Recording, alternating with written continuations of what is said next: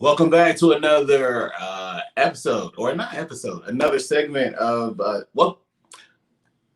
whatever. Welcome back to the cabinet. It's another day, and I'm glad to kick the cabinet back off today. I have another member of not just the Boss FM team, but a couple of other groups here at Unmuted. And so joining me today for the cabinet, at least part one, is Drew and from Simple Wednesday. Drew, welcome to Unmuted Nation. Thanks for having me. Thanks for having me, Alex. It's good to be here. How you doing this morning?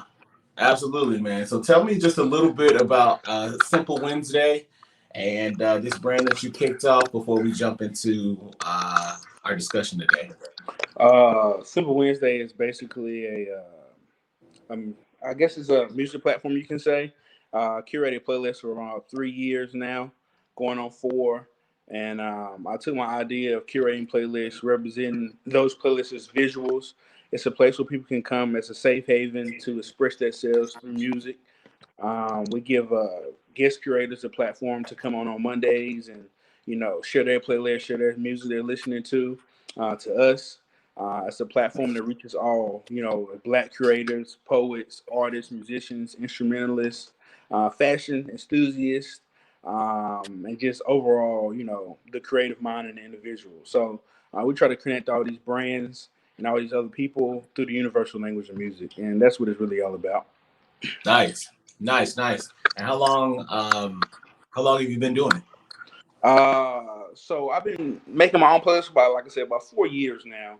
Okay. I just officially made it into a brand and went the Instagram route to separate myself from my personal Instagram about earlier this year. So I would say probably late December, early January this year. So we're kind of new to everybody else, but it's been going on for a while. Nice. Well, I'm glad to hear about it, and thanks for joining me on the cabinet today. Obviously, if you're watching or listening to the cabinet for the first time, it's all about conversation and bringing stimulating and really concrete conversation to our community. And so it's conversations that begin here. Hopefully they continue in our families and with your friends. Right now, hopefully you're still quarantining and taking it easy. Yeah. But some of these conversations can happen in your text groups. We're all in group chat, so you know how sometimes you can kick something off and maybe it can start there. One of the wildest things that I've had guests that have joined the cabinet before, and also just people in general have talked about this Black Lives Matter movement, and it's something I've been talking about consistently, at least this week, about the brand itself has kind of been accosted. And so I saw a video actually this morning of LeBron James talking, and he basically was saying, don't call it a movement. It's not a movement when it's about my life. Right. If I'm Black and I need to live, or I'm Black and we're doing this, it's less about a movement and more about not just staying alive, but bringing our issues to the forefront. And basically the point of his video was really, being Black has always been an issue. Let's not make this about something else. And so I feel like the term Black Lives Matter has gotten so complex when it's really not. It's actually very simple. Right. It's the movement was started because people were sick and tired of things happening to unarmed Black men, Black and brown men, period. And that's the reason the movement began. And I think the name can be confusing to people, but I also think people make the conscious choice to ignore what it actually means and why we even had this movement. And people, and I could start going down the names like Eric Garner and Trayvon Martin and Michael Brown and Terrence Crutcher, and we can just go down the list from Black and brown boys age 12 up to age 40. That's the movement, the reason the movement was created. And I think there's been confusion around that, not just in the Black community, because you see when there's crime, just regular crime, which is something that we will always have, Right. that some people have labeled Black on Black crime, which is not a thing. Because if that was a thing, then we would be talking about white on white crime, and we don't talk about that. Right. I've seen that too. And so the question becomes, why can we not have more than one movement? And what is the movement really about? And so I think, I guess I have two questions for you. When you hear the term Black Lives Matter, is there any confusion? Like, when you hear that term, what do you think? For me personally, I don't think it should be a confusion, right?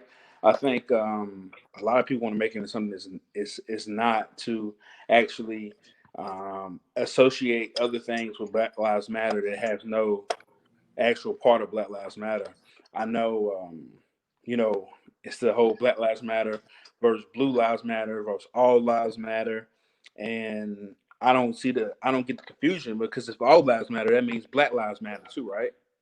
I mean, it's weird. We're in a time where people want to express themselves and really stand up for who we are and what's been going on. I think we hit that tipping point where, the George Floyd situation was just that enough. It had been going on from, Trayvon Martin and George Zimmerman situation, Mike Brown, and the cop down in Missouri, and then Eric Gardner, and then Wright. I mean, people had enough. It gets going, and everybody's finally had enough, and it's like, Black Lives Matter has been a thing. It has been a quote unquote movement, people would say, but it's not really a movement. It's life. This is what it is. We matter just as much as everybody else matters, and we want to make that known. And I don't think people really understand that purpose behind it. I mean, I don't want to get too off, but I think a lot of people were satisfied. I don't say a lot. Some were satisfied about like the things that's been happening with, oh yeah, they removing Aunt Jemima off this, or they doing this, or they putting Black Lives Matter on the street, they changing the plaza. Now, don't get me wrong, that's a step, but is that ultimately what we're looking for? Or even what we even asked for. Like, they're just they're handing out these other things to get you off of what the focal point is really about. And Ahmaud Arbery, we can't even run through the street anymore, jogging and exercising, where people are trying to kill you for no reason. Stuff like that is just not real. I mean, it's just so much bigger than the street being named Black Lives Matter. Or I mean, I question that, right? I love it. I live in Brooklyn. There's one literally a block from, they put Black Lives Matter, a huge mural like a block away from where I live.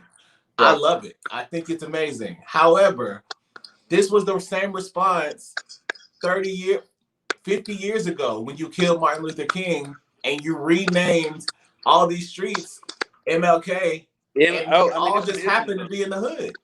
All in the hood. You don't see any MLK streets that's not in the hood. I need to find one if it's not, and see where it. We'll see where it's at. And my thing is, when you start to put these murals places and you put these Black Lives Matters on the streets, why put them in black neighborhoods when we know? Oh, we are the we know. Let's put them somewhere else. Let's put them in that big white neighborhood, down the way, or somewhere else in a courthouse, or wherever the case may be, somewhere that's usually not being seen. We see all these Confederate statues, and back home where I'm from in North Carolina, I'm Chicago based now, but in North Carolina, it's a lot of Confederate stuff. That's a big, big red state, and it's one of those things where it's always been that. It's always going to be that. It's just what it is there. But you know what? That I want to talk about that for a second. I grew up in the South as well, Atlanta, but it's widely known that Atlanta is like its own place, and then Georgia is still Georgia. So like North Carolina, the Confederacy is alive and well. And I Yeah. think while it may be, or people are acting like they're shocked to see that there's so much of this hate and so much of this deep red legacy, the South has always perpetuated it. And it's really not the South. Now we're seeing the same types of things coming out of California. We're seeing it, we're seeing it everywhere. Do you think, and I what I'm most interested in is because I think a lot of times people have not been paying attention to it, and I understand.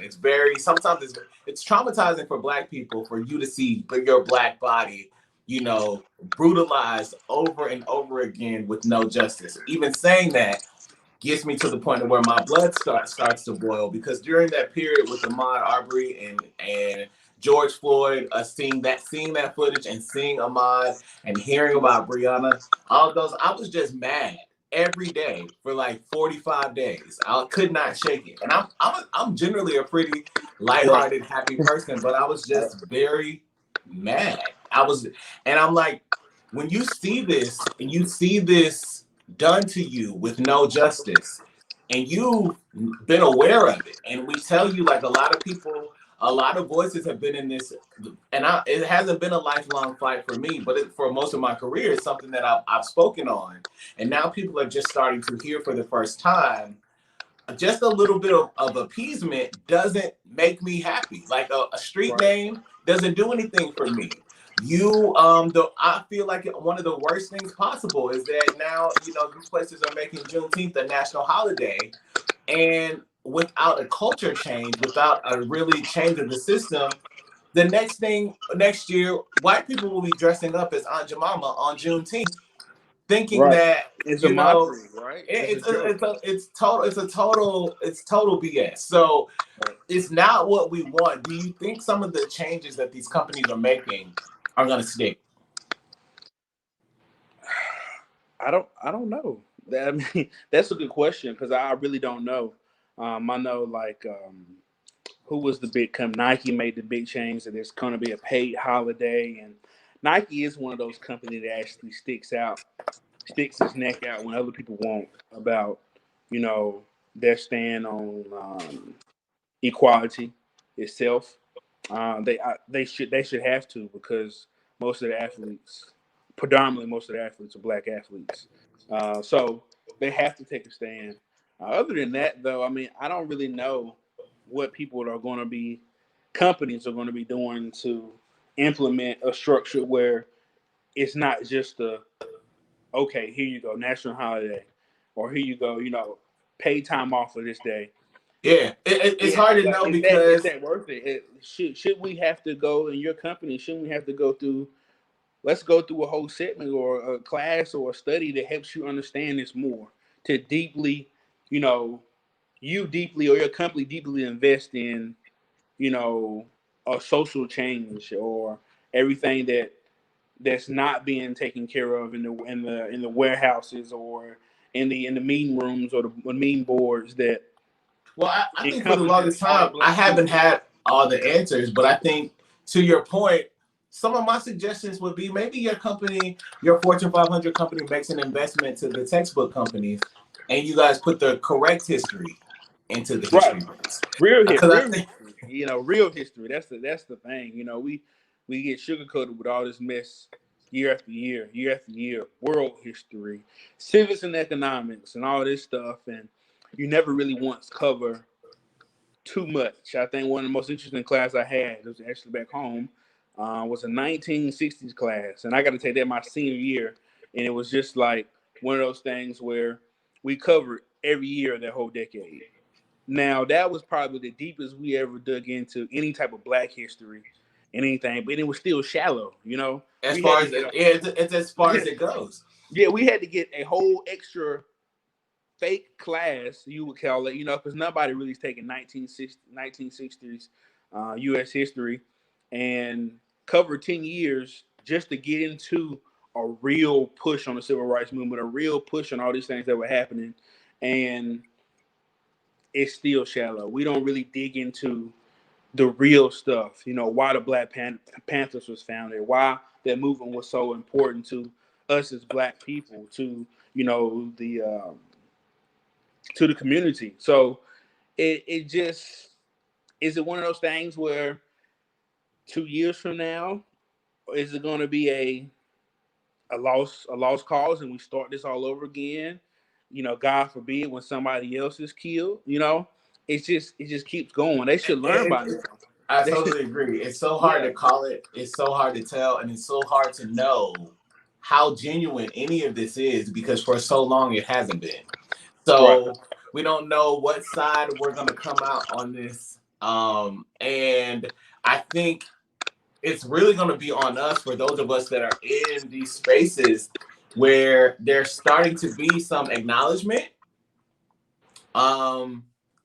For lack of a better phrase, we have to keep our foot on those necks, because otherwise none of this is going to stick. Right. To me, it was wildly similar as I watched all of the brands jump on the first year that I saw.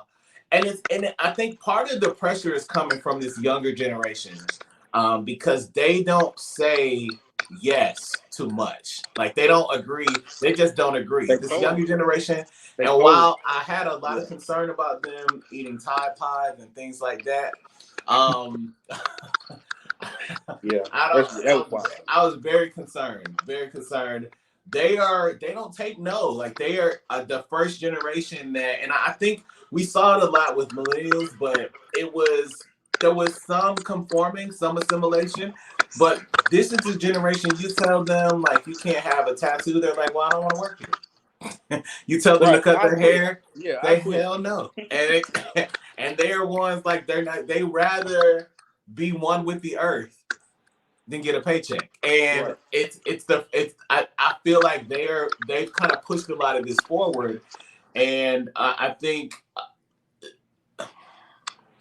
it's just hard to tell. We have to keep watching it. The last thing here is, there's a lot of people in this, because you have Black Lives Matter, and then you have, like, now these organizations that associate with Black Lives Matter, and people wanting to say, well, I can't support that organization. Forget the organization. Listen to what the purpose behind the message is, what we've been saying, because this is what we've been saying. You've ignored it. Now there's an organization and something you can disagree with, so now you're openly disagreeing. But I think people just need to listen. I think that's the key thing. But I do want to talk internally. I think I'm hearing from, and I've heard it from women, I've heard it from people in different communities, that Black Lives Matter only focuses on, and this is Black people feeling excluded from it. When I hear it from women, I'm often, and I think we don't discuss it as men enough, that women often feel like, because of the strong Black woman perception, that they can handle anything, and that they feel like people believe they can handle anything and they don't have pain. And it's been perpetuated. And so their lives being lost in this movement have been overlooked in some instances. Have you seen that? Do you feel like you're as conscious about brutality against women? That is I guess it's a different topic, because you come in and you go with, Black Lives Matter, and a lot of stuff happens. Yes, it's been Black men have been really killed in the situation. So, and that's always support about, and when the Breonna Taylor situation happened, that opened up the light to that whole segment. Or are we as Black men doing enough for our Black women? Right? Are we doing enough to protect our Black women, to cherish them, to love them, to support them emotionally, and be there for them? I seen a thing where they talked about this whole breakdown of I'm a big J. Cole fan, he's a North Carolina native. They broke down this whole J. Cole new song, Snow on a Bluff, where him and No Name kind of he confronted No Name. He didn't talk. He didn't like how her tone was. He didn't like the things she was saying about him, or whatever the case was. And of course, first time listening to, I thought it was a hot record. I didn't think nothing too much about it. And the more people that dug into it, it was actually one of those things where you sit back and listen and you observe. You want to be open-eared and open-minded to everything that's going on around you. And, he was silencing her. He was saying that, like I said, I don't like your tone. I don't like what you're saying.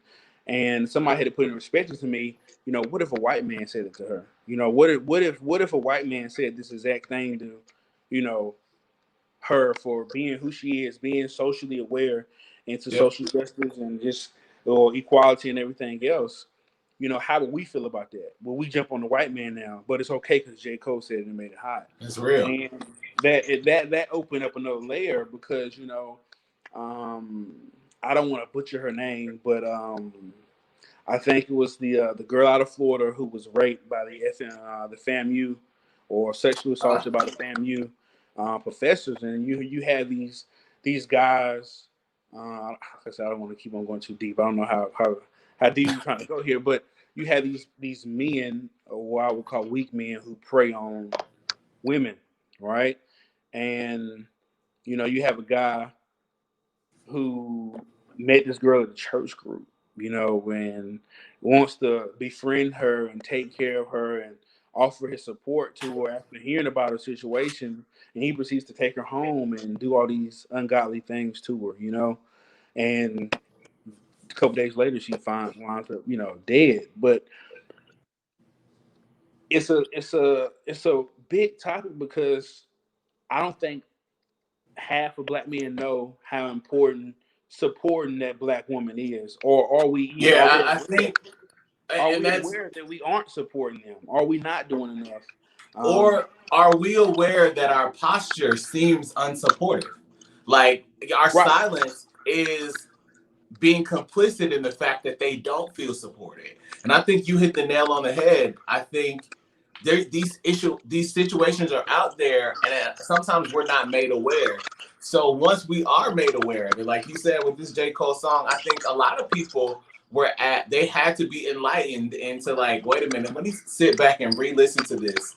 And let me think about this again, and let me also process, not pay attention to these black women, but make sure that we are ensuring that they feel that love. And I think in me articulating it, I like to bring this up, especially when I'm talking to other black men, because it's important that we continue to have these conversations. Because often when I talk to black women, I'll be cognizant of it, and I think about it, and they're like, "You're one of 100." Right. And they're like, so why don't you keep, they don't take their foot off my neck. They're like, why don't you keep on talking to your brothers, because they don't know. And they are, and it's crazy. So I just think I wanted to pick your brain about that. And I appreciate you stopping through. Hopefully you'll come back to the cabinet. These are the types of conversations. And sometimes I think next time we probably will go deeper. For sure. Absolutely. All right. So people check out Simple Wednesday. Also, you're on the new BossFM show, Uncharted. Right. And they can check that out on weekends. Yeah, it's weekends. It's 2 to 4. It airs. I do Sound Off Saturdays. My segment on Sound Off Saturdays. It's about finding independent indie artists, giving them a platform to showcase who they are. My last show just aired last weekend. Our first show aired last weekend. And I did an interview on an artist Visionaire, who's actually based out of Brooklyn. And me and him connected through the Simple Wednesday platform, and I brought him over to Uncharted to kind of dig a little bit deeper into who he was as an individual and, the representation of his music. But Harvey does Free Smoke Fridays. I do Sound Off Saturdays, and Sydney takes care of Smooth Sundays. It's a new platform that we're trying to really hit home and bring a whole top 20 countdown to everybody, what you should be listening to, putting the bug in your ear and open up your music library. So, absolutely. Yeah. Man, we will put that information out there. Thank you for coming through the cabinet. And on Unmuted Nation, I've got another member from the Boss FM News team joining me for the second half. And Kamryn Dates, welcome to Unmuted Nation. Hi, thanks for having me. Absolutely. How are you? I'm doing great this morning. How are you? I'm doing well. Just living. Taking it easy.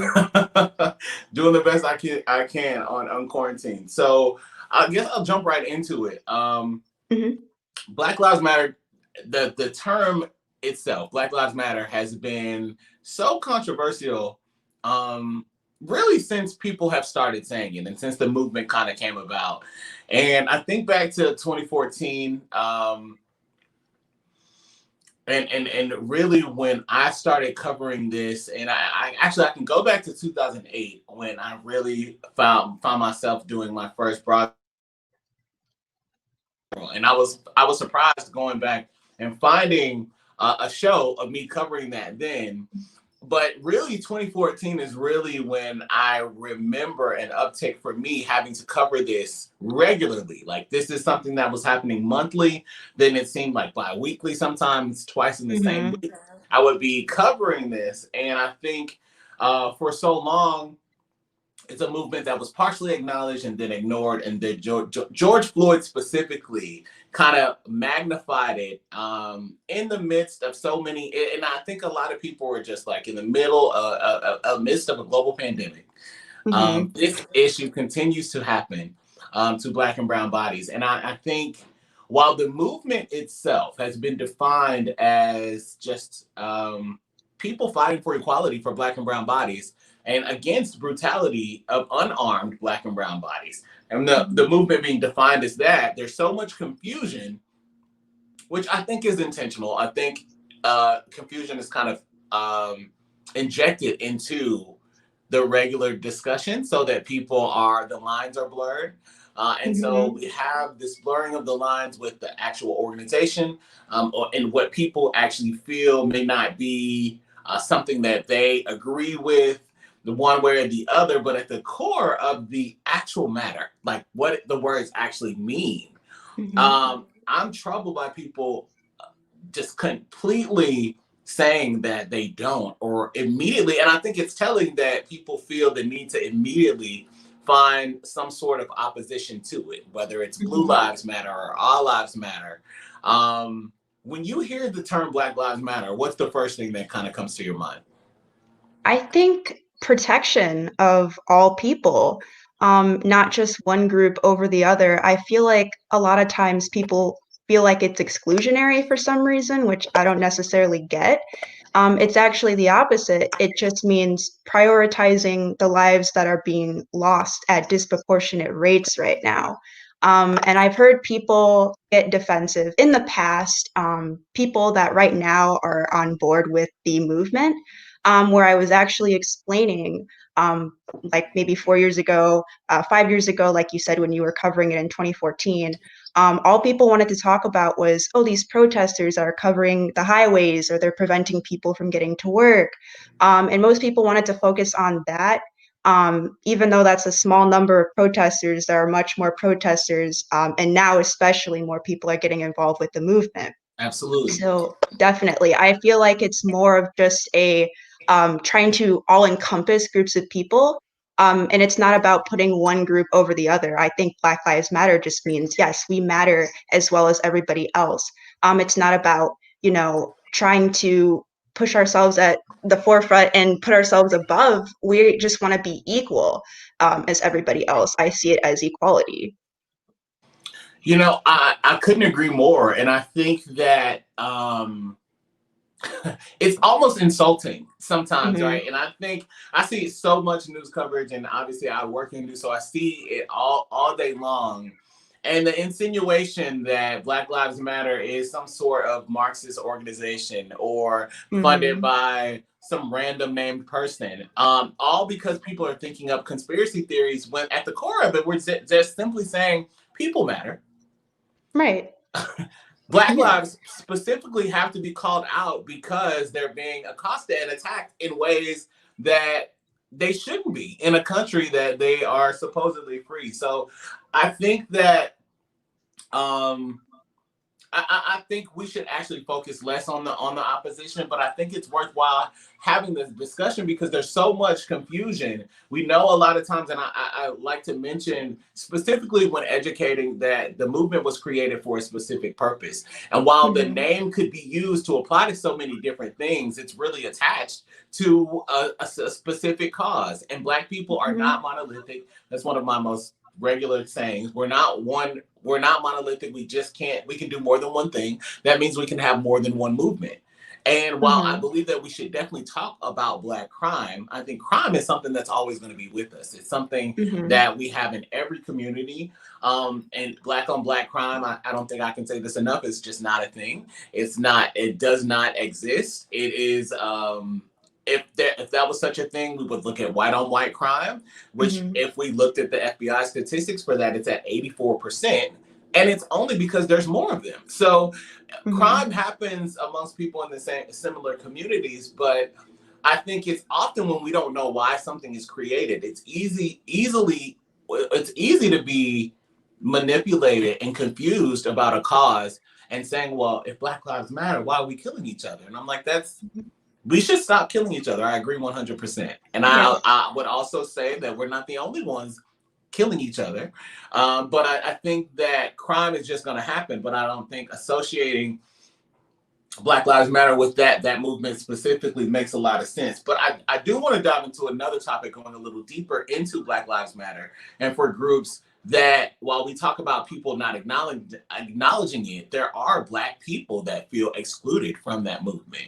When you think about, and I've heard specifically, I've got a close friend that told me initially for a long time that she just didn't feel like the movement saw her or included her until they needed her strength. And she kind of explained that her thinking was that, or is that, Black people, not just Black people, but people assume that Black women just have this insatiable strength that it just can't be broken. And so she feels like they're used for the movement to model strength and resilience. But she felt like in so many times, like Black women weren't as seen in the movement, and taking that a step further, other marginalized groups aren't seen as much, whether it's the LGBT community, specifically the trans community, which I know that a lot of groups have focused on bringing awareness to harm and hurt in that community. Do you think that there's a problem there? Bringing in just like different voices into the Black Lives Matter movement. No, I don't think there's a problem with bringing different voices in. I think all voices need to be heard, especially because we are all one people. We definitely need to take everybody's opinions and experiences into account because no two experiences are the same.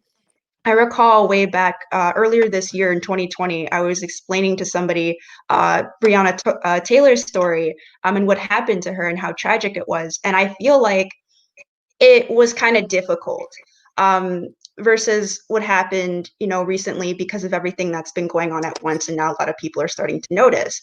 When it felt like it was a singular, isolated incident and the Black Lives Matter movement was not nearly as big as it is now, I felt like I wasn't being heard when I was explaining how hurt and how upsetting it was to know that this innocent woman was murdered pretty much in her sleep. And I feel like we definitely need to start taking other people's opinions and experiences similar or dissimilar more seriously because it all matters. At the end of the day, it doesn't make sense for one group of individuals to be heard and taken seriously while the rest are still suffering, because in the end that's not solving the problem.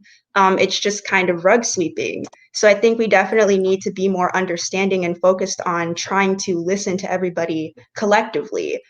Because if we're not united against this, it's not going to go away. We need to work together on this. It's jarring to me and a little even frustrating to hear that you didn't feel like you were being heard. But I think I hear that so often, and so I think my encouragement, I hate that, and I hate to hear that mostly.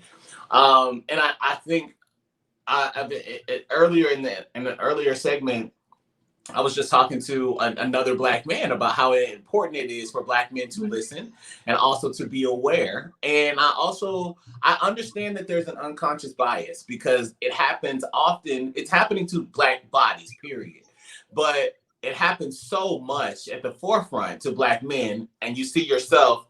And I understand that bias, but I think it's important for us. We have a responsibility to protect everybody and to speak for everybody and to be a part of that conversation and drive that conversation for Black women as well, and Black trans people as well, and Black people, period, because we are all receiving the same treatment.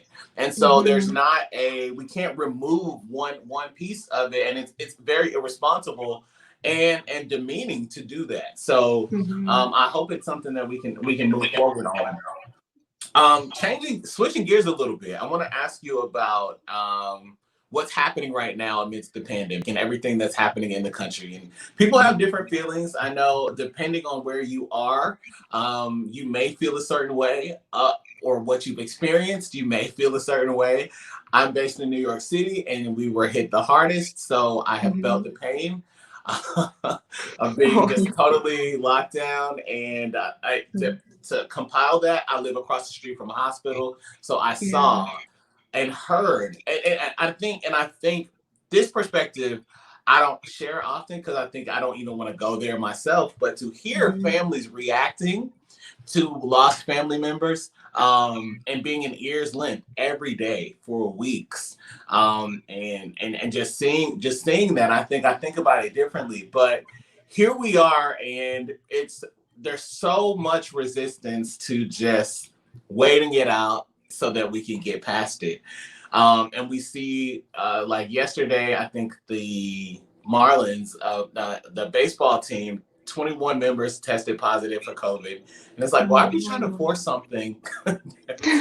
It's insane. But on the education front, a lot of universities are reopening. Many have decided to notably, a number of HBCUs have decided to dial it back and say, let's just wait a minute, we can't do this. But there's a number of universities and public school districts that are reopening. But I want to talk specifically to the college students that are returning to campuses. Harvard notably said that our students will be remote. Some of them will be here on campus in their dorms. There will be no classes, but tuition will be the same.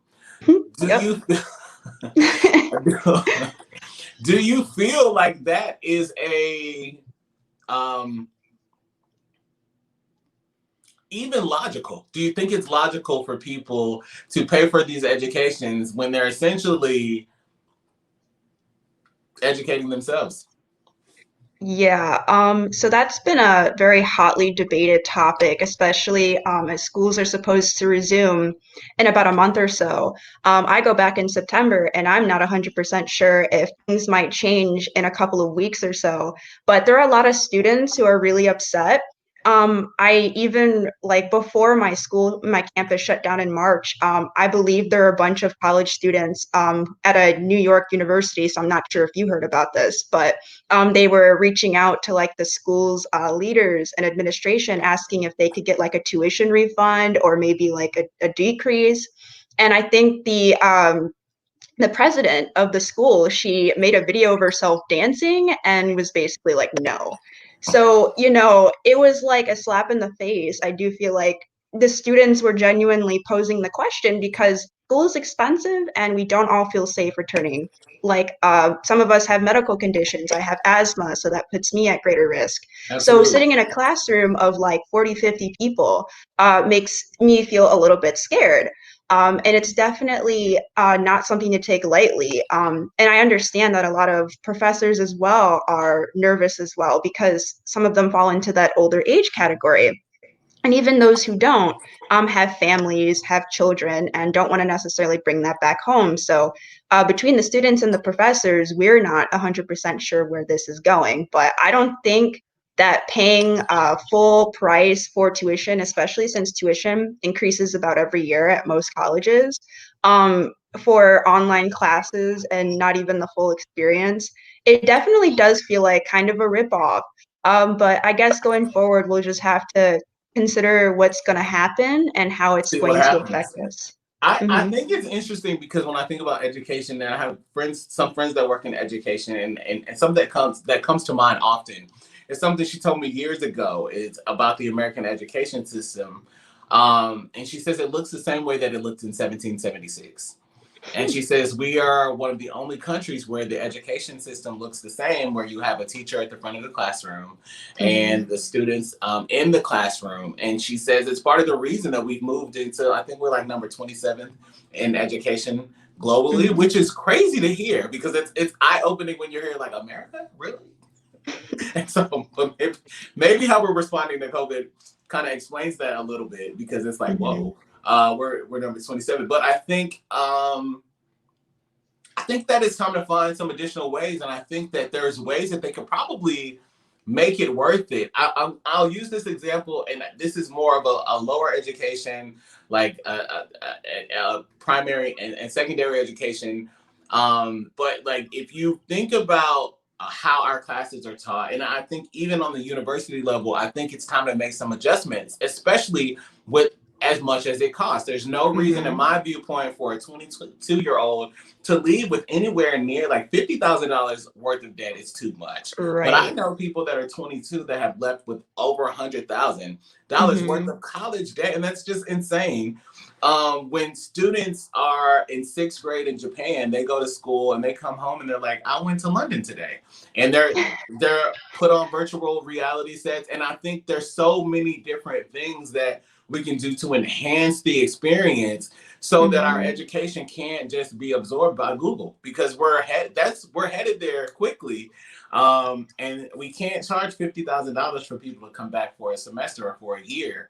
But they can't even get one-on-one interaction, and there's no way, physical activity or things for them to do. So I think it's really interesting, something to watch, but it's it's bizarre. Are you prepared to go back if your university is open?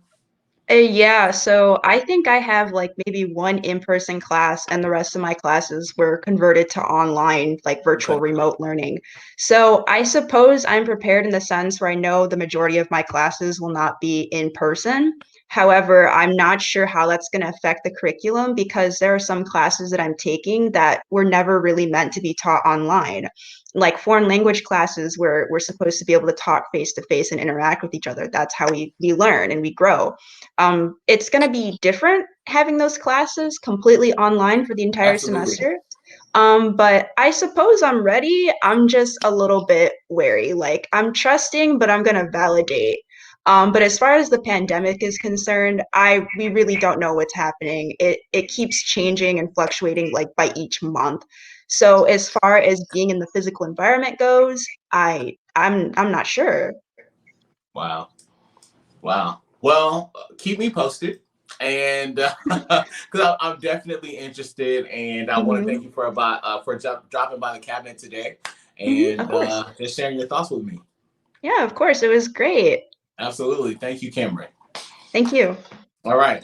More Unmuted Nation continues after this break. Again, there's a lot going on, and we have to keep having these discussions. So I'm back with you in 6 minutes on Unmuted Nation.